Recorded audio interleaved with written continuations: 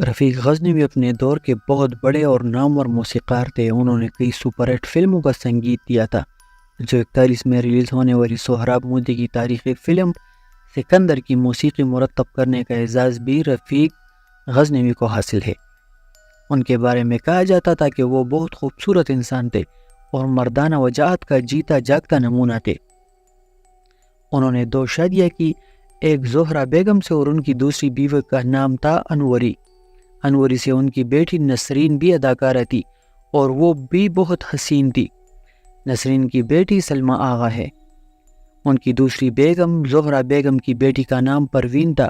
جب پروین فلمی صنعت میں آئی تو شاہینہ کہلائی۔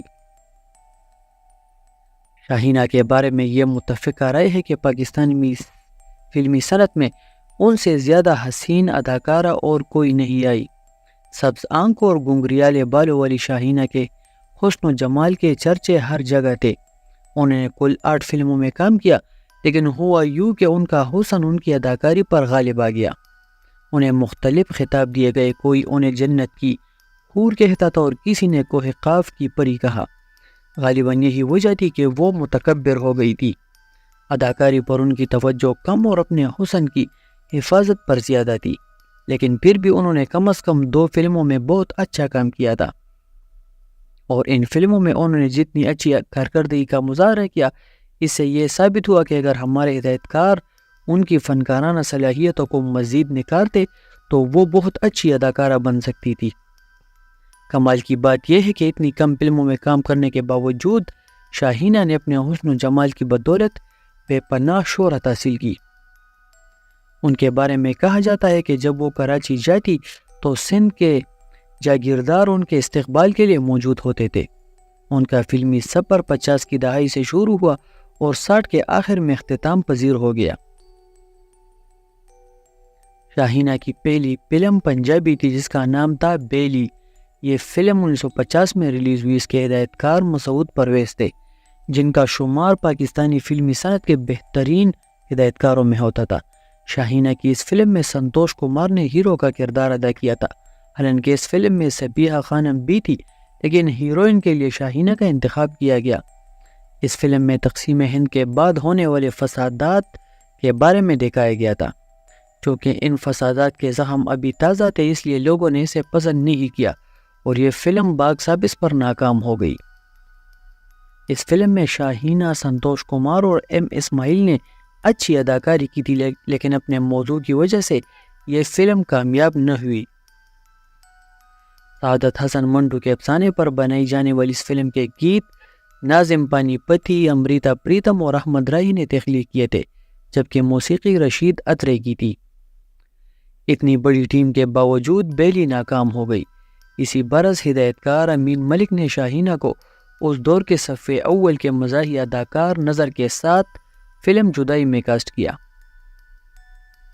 بدقسمتی نے اس فلم کو بھی ڈیر کر دیا اور اس نے کامیابی کا منہ نہیں دیکھا اور قسمت کی دیوی شاہینہ پر مہربان نہ ہوئی۔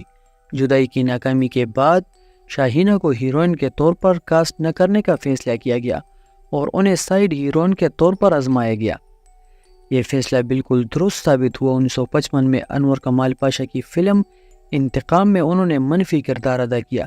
یہ فلم سپر ہٹ ثابت ہوئی اور شاہینہ کے علاوہ سنتوش کمار، علاؤالدین اور ایم اسماعیل کی اداکاری کو بھی بہت سراہا گیا۔ اس کے بعد 1957 میں صفدین فضلی کی فلم آنکھ کا نشہ ریلیز ہوئی۔ یہ بھی سپر ہٹ ثابت ہوئی اور اس میں باقی اداکاروں کے ساتھ شاہینہ کی اداکاری کو بھی بہت پسند کیا گیا۔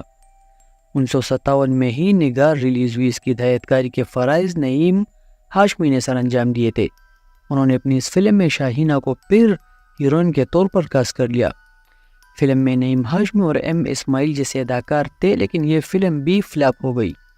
فلمی پنڈتوں کی رائے میں نگار ایک اچھی فلم تھی، لیکن اس فلم کے ہیرو امان کی وجہ سے اسے ناکامی کا منہ دیکھنا پڑا۔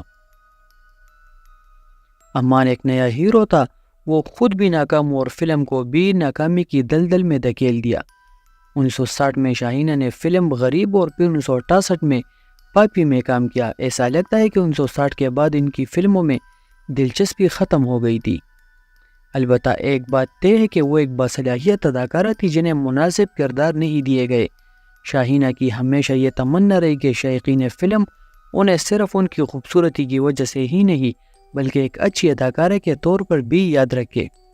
انہوں نے انتقام اور رنگ کا نشہ میں اپنی فنکارانہ صلاحیتوں کو ثابت کر دیا تھا۔ شاہینہ کی بیٹی سبوئی کراچی میں رہائش پذیر ہے۔ شاہینہ کا انتقال کراچی میں ہی 2004 میں ہوا۔ پاکستانی فلمی صنعت کی تاریخ میں ان کا ذکر ہمیشہ اچھے الفاظ میں کیا جاتا رہے گا۔